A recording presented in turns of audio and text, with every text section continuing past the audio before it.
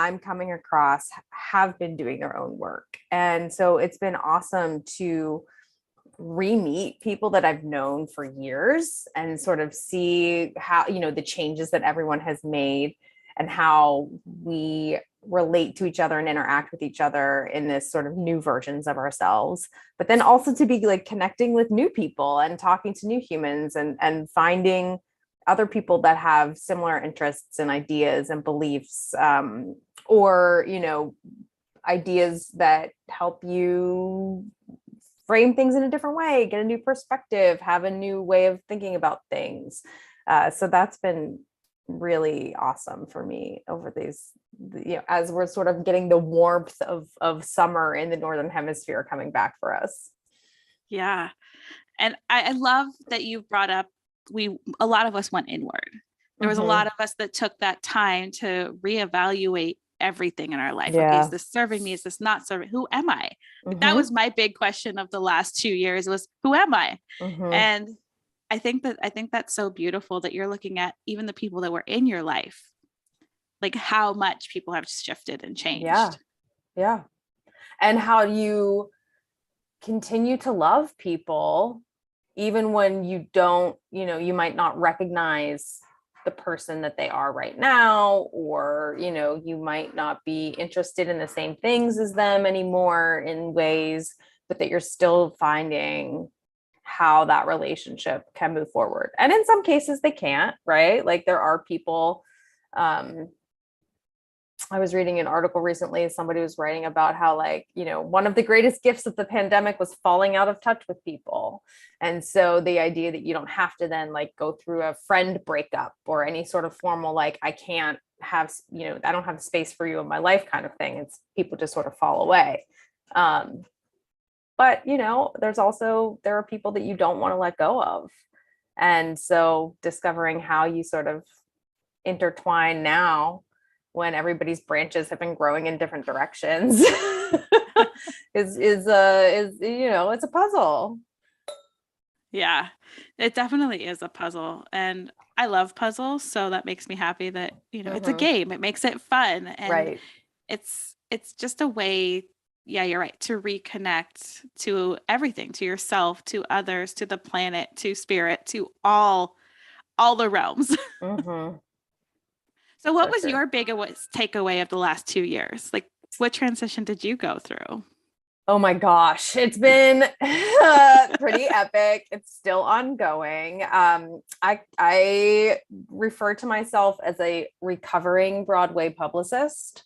I have been working on Broadway for the last 15 years in and around the community, big PR agencies, small companies, owning my own company, Broadway, off-Broadway, national tours, the Nobel Peace Prize concert, a troupe of male strippers. It's really been across the board. And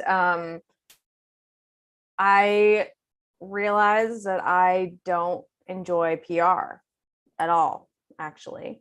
And I have I love storytelling, right? I love coming up with how we tell this story, what we do. I just don't want to be the one telling it. I want to help other people tell their stories. And so this idea of, okay, this is what I've done my whole life. I had one goal, work on Broadway. Check, great, awesome. Now what the fuck do I do with myself? Because for, I don't know, 25 years, it was one goal.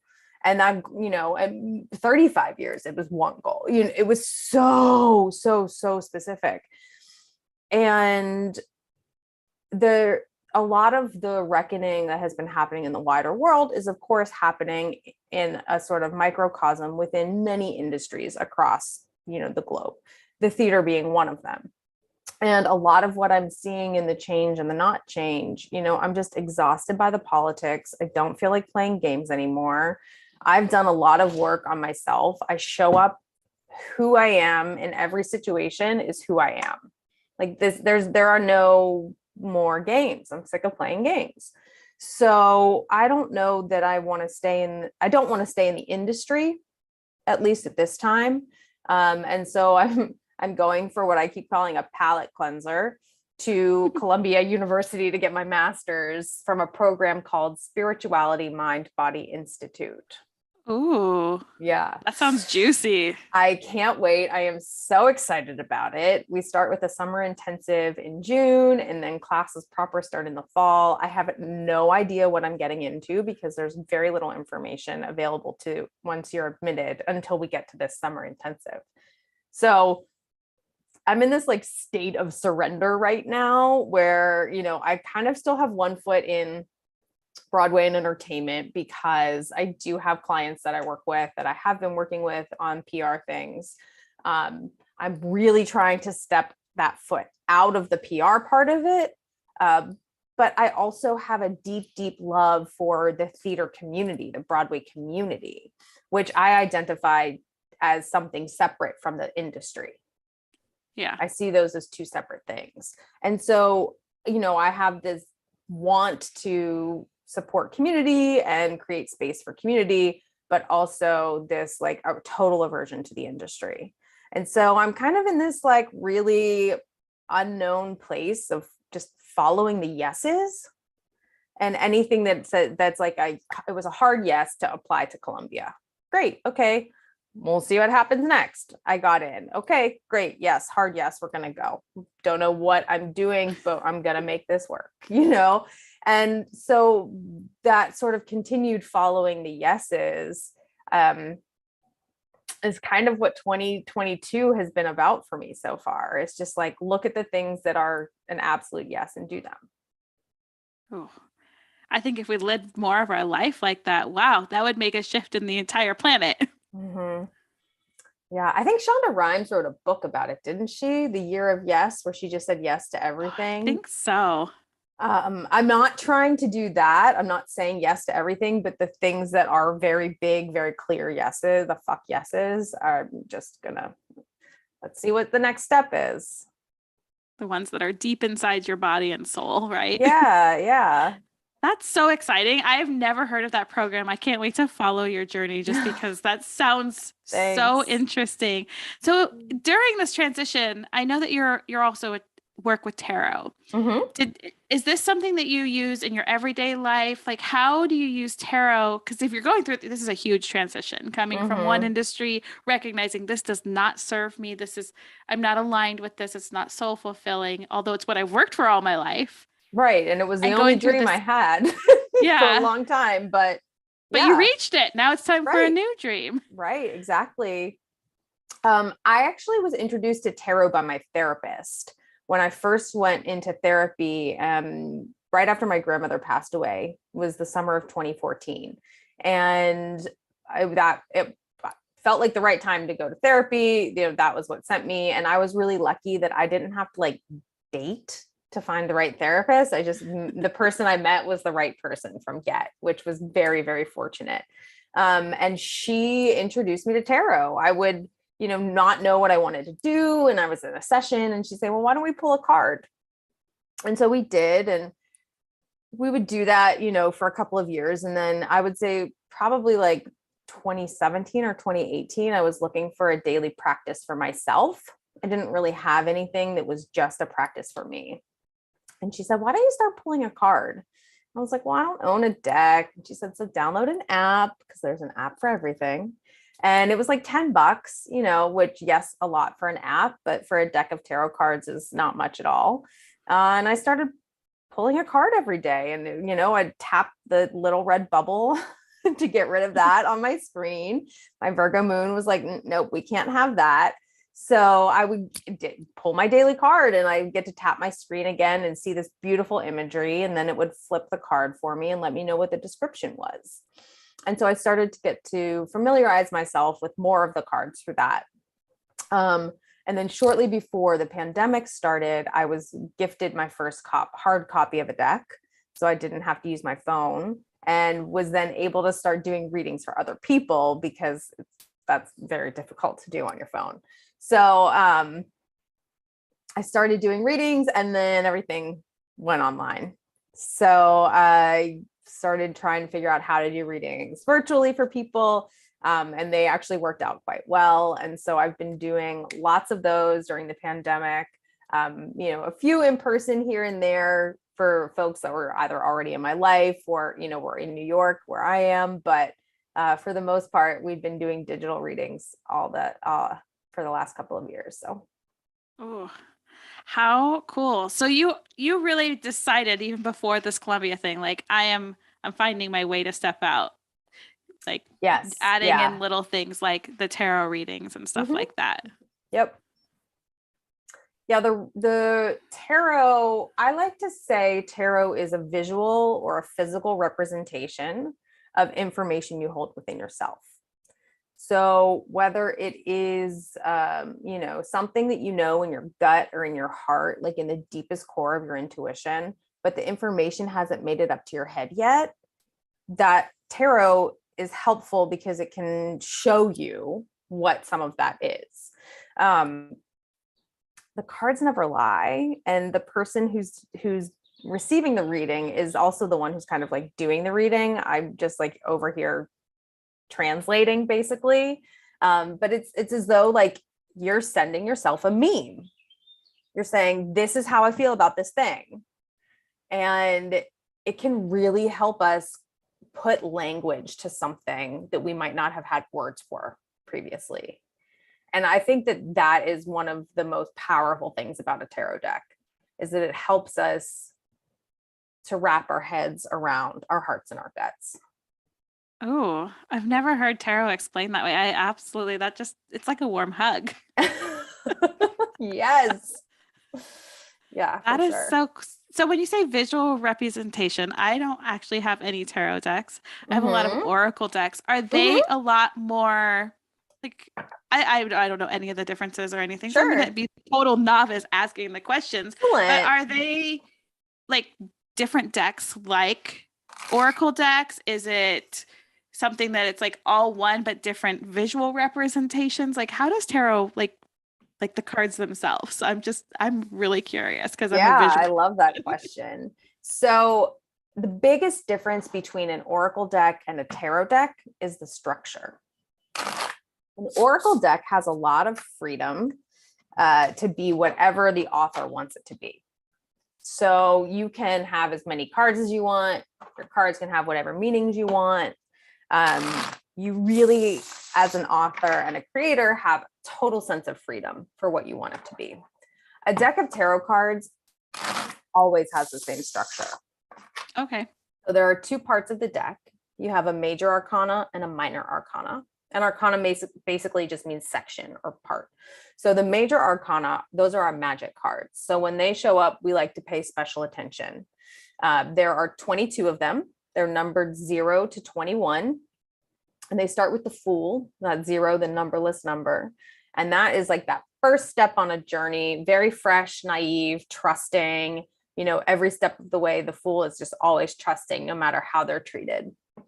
And that kind of follows the hero's journey all the way up through the World, which is the completion energy, the completion card, that whole, healed, holy kind of essence. So you have those 22 cards that really correspond to that. It's also like the human soul's evolutionary journey. When you think about the hero's journey, it's very similar. The minor arcana is set up kind of like a deck of playing cards. So you have 4 suits, you have an ace through 10, and then you have, instead of 3 court cards or face cards, you have 4. So you'll have a king and a queen, and then a knight and a page. Sometimes you might see prince and princess. Sometimes you might see father, mother, son, and daughter. The tarot is very much built on archetypes. So there's a lot of gender binary within it. There's not a lot of, opportunity for gender fluidity, but it's more about, with those cards, like the essence of the archetype. And so those court cards will oftentimes represent either people in our life or the qualities of that card within themselves, like within the person who's getting the reading. The numbered cards, they're called pip cards. They kind of correspond to like experiences or situations we're in. And you'll see too in the tarot, there are like lots of different cycles, similarly to what we see in life. You have that 0 through 21 in the major arcana. You've got the ace through 10 in each of the suits of the minor arcana. You've got the page to the king, where the page is like very young, fresh, closer to that fool energy, right? It's very like youthful, toddler, then, young, playful. Then you have the knight, which is like very active and like sort of like teen rebellion, youth angst, right? Like kind of just like diving in there. It's very like leap before you look energy. And then the queen is that very nurturing, like grounded in the sense of, she knows how to care for herself and others. There is that maternal sense in there. And then the king energy is always like super grounded, knowledgeable, like has really knows how to use resource to the fullest of the ability. So we can see, and then you'll have the ace through the king, right? So we see all these different cycles that happen on different levels. So the biggest difference between a tarot and an oracle is that structure. Oh, that's so interesting. I love that. I'm going to have to look more into tarot, because that just, the way that you're explaining it, I'm like, okay, it's time to expand. It's time to expand the horizon. So because this is a podcast that is full of spiritual women entrepreneurs, how can they use tarot? Like, how do you use it in your business? I'm a huge believer that we do not separate our personal from our professional. They're irrevocably intertwined, because you can't go into your professional life without all the baggage you bring from your personal life, with our beliefs, our perspectives, our ideas, our knowledge, our experiences, our relationships. That all informs our professional life, and our professional life is how we fund our personal life, right? Like it's literally how we resource the life we want to live. So for me, it's one and the same. So I pull a card every morning for myself that's just like my daily card. Sometimes it manifests itself in, who I run into on the street. Sometimes it manifests itself in, a conversation I have with a client or a colleague, or, sometimes it could be my brother. It could be, have nothing to do with anything. And then all of a sudden it's like an episode of something I'm watching, right? Like there are so many different ways that it can show up depending on how you're paying attention to the signs and like what sort of mindset and perspective you're in. But sometimes, I will treat my own self and my own business as though I'm also a tarot client, where it's like, okay, what is it that I need to be doing in my business right now? And so I'm asking a specific question, or, I've done so many podcasts where we do readings on the podcast. And oftentimes if we're doing it for the host, the question is like, what's the direction of my podcast? Or it's, what am I going to do with this new book idea I have? Or, right. So like, there are so many, or this new course I'm watching, or, is the thing that I think I want to do the thing I actually should do. Right. And it's really just about reinforcing your own deeper core messaging and just saying, yes, this is what you want, or no, this is actually what you want. And then also about interpreting if the meaning of the card is in alignment, because sometimes we might find that there are certain ways of looking at a card's meaning that might not feel resonant. But then when we think about it in another perspective or look at it another way, all of a sudden, like the resonance hits so deeply, so there are a lot of different ways that you can use. It's just another tool, tarot is another tool in your toolbox, the same way, you might want to use crystal work or pendulum work or Reiki or numerology or human design, your astrology. All of these different things are just examples of tools that we have available to ourselves. Oh, yes. Okay. I need to add one more tool to my toolkit. Yes. I love that. I'm like, I have got my drums. I've got my crystals. I've got my oracle. I love it. I think it's time to dabble into tarot. There was something I didn't fully understand tarot. Well, there's also a lot of stigma around tarot. I was raised Catholic, and up until I really started reading, there was, even within my family, really strong beliefs. And, I learned after I had started reading, I think I had been told that story before, but hadn't really resonated for me, that the night my grandfather passed away, who I never knew, both of my grandfathers had passed before I was born, but the night my mom's dad died, they were messing with a tarot deck. And my Aunt Sylvia like freaked out and was like, that's the devil's work and like all this stuff. And then my grandfather had a heart attack. And, so there was like all this belief around that I wasn't even aware of. And like, here I am waltzing in with my cards, like, okay, who wants tarot reading, and like Christmas and like, family's like, oh no, so it was just, there's so much stigma around it. So it doesn't surprise me that there's surprise around like, oh, it's just a deck of cards. Yeah, I'm like, you broke that stigma for me, and I am ready. Like, okay, now the next question would be, with somebody who is a beginner, like, where do you start? Are they all decks created equal? Is this something that we should come to you and be like, okay, I need to, basically have my tarot cherry popped, basically. Yes, I love this.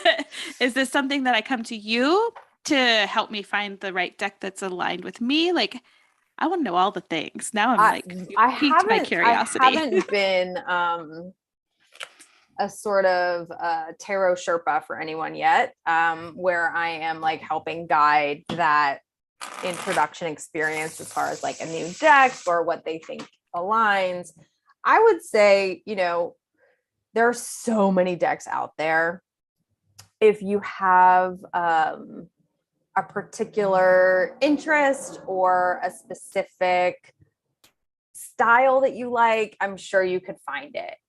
There are the two sort of most well-known like original decks that much of the modern tarot is based on are called the Rider-Waite-Smith deck is one of them. That's one we're going to use today. And the Rider-Waite-Smith deck was drawn by Pamela Coleman Smith back in like the 1920s. And so all of the symbols and all of the illustrations and the imagery that Pamela Coleman Smith created are what most intuitive modern tarot decks are inspired by and based on. The other one is the Thoth deck, which I have much less experience with, and from what I understand is a little bit of a darker deck. And that also has all the symbolism is there, but it's a little bit of a different perspective. There's also a style called a Marseille or a French style that looks much more like a traditional deck of playing cards. So rather than seeing an image for, the 5 of cups, you'll see just 5 cups. So there are different styles. There are also different creators, and you can find, if you're interested in a romance, like a lot of people like to, romance or career are the two things they want to follow up with. So there's one deck that I love called the True Heart Intuitive Tarot, which is created by the actress Rachel True. She's most well known for The Craft and for, oh my gosh, I do this every time. I do this every single time. But it's that stoner movie from the 90s with Dave Chappelle. Dazed and Confused? That one? Yes. No, not Dazed and Confused, because that's the 70s one that is. I'm like, I have no idea. I'm so bad with movies. But it's that film. But anyway, she's this amazing actress, and she has this beautiful deck of tarot cards that are super intuitive that I love. There's a really popular one called The Wild Unknown, which uses all animal imagery instead of humans in the art, which I love. I think it's so beautiful. I have one that I got for myself last holiday season called the Fountain Tarot, which is really like silvery and beautiful, and like kind of feels, the artwork is sort of a little pastel, but modern and still sort of like spiky. I have a deck that was passed down to me, which unbeknownst to me, one of my grandmother's dear friends had a deck from the 70s, and her daughter gave it to me last year. burst into tears in the middle of a bar in Manhattan because I was like, oh my God, this is the best gift I've ever been given. So there are so many different kinds, and that's just a sampling. You can find so many different, I mean, choose your devil, but like I do buy more than I'd like to from Amazon, and I have absolutely bought, tarot decks from Jeff Bezos. So, but you could also go to an indie store if there's a witchy store near you that you can go check some out. And you might even find them at your local Barnes and Noble or bookstore if there is a bookstore in your hometown. So there are so many different places you can find them. And sometimes it's just a matter of, if you're there in person, just feeling where your energy is drawn to. I've picked up decks like that before. My Rider-Waite-Smith deck, there's a cute little store near my apartment, and I was like, oh, I want to get myself a new tarot deck today. And I just went up there and I just kind of felt which one drew me. And it was this Rider-Waite-Smith deck. And turns out it's 100% plastic. I had no idea these were plastic cards, but it's great because they're like indestructible. But I was like, okay, that's the one I'm getting today. Great. So I think there's also a common misconception, and I certainly had this misconception myself, that you have to be gifted your first deck, and that's not the case at all. Just look into what inspires you and what interests you. And there's a really cool tarot deck that a book that I bought that I love from Tashin. It's part of their series called the Library of Esoterica. And it's this beautiful coffee table book, and it has all these different styles of decks in it and samples of cards from all these different decks. And so I've actually found a few that I'm interested in getting for myself that I don't have yet that are on that list, because I was like, oh my gosh, these are gorgeous. Like I need them. Yeah. So there are lots of different ways, I think, to find the deck that's right for you. Oh, I love that. I love when things find you. That's normally when they're the best. I think that's how most of my crystals have found me. It's like they randomly show up and I'm like, oh, this one's drawn to me. You're going to come live with me. Yep. That's exactly it. Oh, so juicy. So juicy. So did you want to do a reading for either me or the collective? Like, which one are you called to? The collective, or would you like me to ask a question? I think that anyone who's listening is, if it's for you, it's for you, right? Like if it's resonating, this is yours. But I would say give us a question. Ooh. Or like a topic. The potential partnership that I have coming up. Okay. Is it, I'm on the fence. Is it a yes or a no? Which I already know because you said the year of yeses and hell yeses. And I'm like, well, you kind of already answered that question. So is deity the right thing? Is what? Awaken the deity, the next step. All right. So let's see. So I don't usually do this, but I'm drawn to, when you said, is this a yes or a no? I'm drawn to like pulling a yes card and a no card, and like seeing like what feels like is resonating with yes and what's resonating with no. And I realize that that's probably not going to actually answer the question, or maybe it will, who knows? I bet it will. I'm feeling very drawn to this idea of one card is a yes card and one card is a no card. Let's do it, because that's what you're channeling. So the first thing you're going to do is you're going to cut these cards for me. So you're just going to tell me when to stop. Now. All right. Okay, so we're going to do yes, and then we're going to do no. All right, so our yes card, oh my gosh, is the Knight of Swords. Oh, okay. And this is actually the card that I pulled this week for, I've just started doing like a weekly tarot email. So this is the card that I pulled this week for my audience as well. And remember I said there are 4 suits in the minor arcana. Each of those 4 suits corresponds to one of the elements. So our wands is fire. That's passion, drive, creativity. Our cups, that's our feelings, that's emotions, that's our intuition because it's water. Air is our swords. That's anything to do with the mind, ideas, intellect, knowledge, wisdom, but also communication, language, technology, all of that is air. And then we have our coins or discs or pentacles, and that's our earth. So that's the physical, the material, the manifest. And remember I said that night energy is like really like driving, charging, active energy. And so like, to me, this is like a hard yes, right? This is this idea that like immediately, the yes, because this is such an active card and there is so much action. So for those listening and that aren't able to see this, we see a knight with his sword raised, charging ahead on a white horse with like a beautiful blue sky background. We can see that his, whatever's coming out of his helmet is flying in the wind. It looks like he's got a cape blowing in the wind too. And I see these two horses behind you in your background. And so I'm feeling like this perhaps is quite resonant for you. Yeah. Oh yeah. I'm like, pretty much charge forward. Mm-hmm. It's a charge forward. And it'll be interesting to see the no, because this is for me, the reaction that I'm getting most of the time. But there's also this no section that's like, don't do it.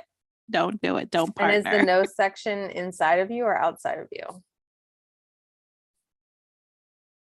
I think it's more outside than in. Mm-hmm. Because this feels like it's coming from the core of you. This yes. That pretty much is like hard yes. That I see myself. I'm like, there's my ponytail. It's not a thing coming from his helmet. It's my ponytail as I'm riding my horse forward. Yes. Charging ahead. Charging ahead. I love it. All right. Well, yeah, because the no is a 4 of pentacles. And so our pentacles, that's our physical, our material, our manifest. And the 4 can be about like stuckness and hoarding and like feeling like a scarcity mindset, because you have these 4 pentacles and you want to protect them, but also like they're the resources that you need to use to make more pentacles, right? Like you need to have, like, there are things that these can provide you to help you provide other things for yourself, but they have to be used. And so I think there's a, we can see this figure. He's got 1 foot on each of these 2 pentacles on the ground, holding one in front of his sort of heart very tightly. And then there's one sort of balancing on top of his head in place of a crown chakra. And he's wearing a crown too, right? So like we can see that this is like a noble figure, that there is, there's a town behind or resources. So perhaps this is a king or a leader or, some kind of communities, someone who is prominent in the community in some way. But like, you can't hang on to shit so tightly because it's not going to grow, right? Like you got to put the seeds in the ground in order for them to grow. If you hold them in your hand, you're never going to get those tomatoes. Yeah, that's so true. Well, that's an all-in-one. that just points to the hell yes versus the hell no.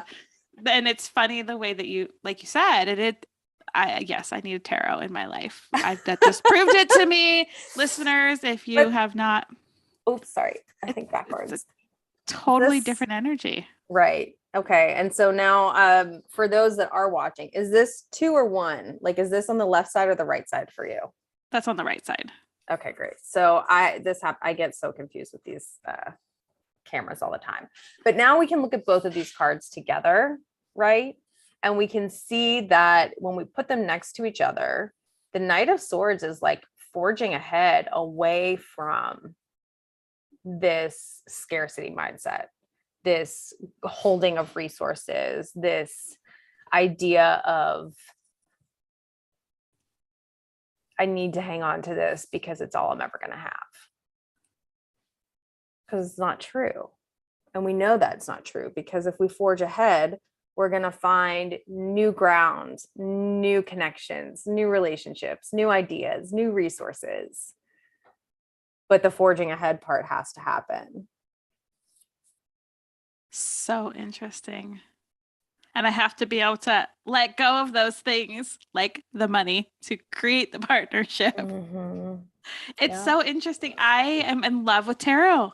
Like, Yay! I'm so glad that you bust through that stigma, because I think subconsciously, when you said it, I was like, ooh, I wonder if that's why I've always been drawn towards Oracle, was because there was that dark stigma around it. The devil worshiper, all of those things. It didn't necessarily come from my family, but I did get put into a Christian school because public school didn't want me. So there was this whole, thank you, universe. May I have another? Mm-hmm. And there's so much in pop culture and society that reinforces the messaging, because those in power don't want us to have our own power, because that means they don't have they can't have power over someone who is empowered themselves. And so we lose so much in translation because of the stories that we're fed. And until we're able to sort of unplug those stories and rip all of that out at the root, we're stuck eating apples that are tinged with someone else's beliefs. Yes. How cool that helps you unlock your own beliefs, and that you can use this as another tool in your toolkit to answer that question, who am I? Which no longer it still haunts me, but I think it's a question we ask ourselves our whole lives, but there's a way to do it where it's out of curiosity and excitement and playfulness, rather than fear and haunting and dread. yes. And you're stepping into more of the who am I, like the actual true essence of yourself, by pivoting your career and making this new choice to go to school and support people through tarot. I think I'm so excited for you, and to see what's next and what's coming. I love that you are bringing this, part of the tsunami of love, is what I call it. Yes. We're all too magical to be a ripple. So I'm excited that you're bringing the tsunami out and changing the stigma on something that is so powerful. Thank you. Yeah. And I'm working on creating my own tarot deck, because I love tarot and I love Broadway. And, if anyone's ever talking about listening to their own intuition and having to do what is best at your core and tuning out all the noise around you, you're certainly talking about the High Priestess, but you're also talking about Elphaba. So if you've seen Wicked, you know what you're talking, it's the same thing. Yeah. We can see these archetypes all over pop culture and society. So fun. So how can people get a hold of you? I mostly hang out on the internet on my own website, which is EmilyMcGillEntertainment.com. It's very long, I'm sorry. And then I also spend some time on Instagram, which is Emily Ann MCG. That's Emily Ann ANNE MCG. And if you are interested in getting a reading, there is a quote on my there is a code on my website for a 25% off discount. And you can also sign up for my weekly tarot emails, as I mentioned, that I've started doing. So we do a weekly poll, usually on Monday. Sometimes it'll come on Tuesday, but you'll get an essence of what your card for the week could be. Oh, I love that. So if someone were to walk away with just one mic drop moment, what would you want them to walk away with? Everything you need is already inside of you. Here's just another tool to tap into it.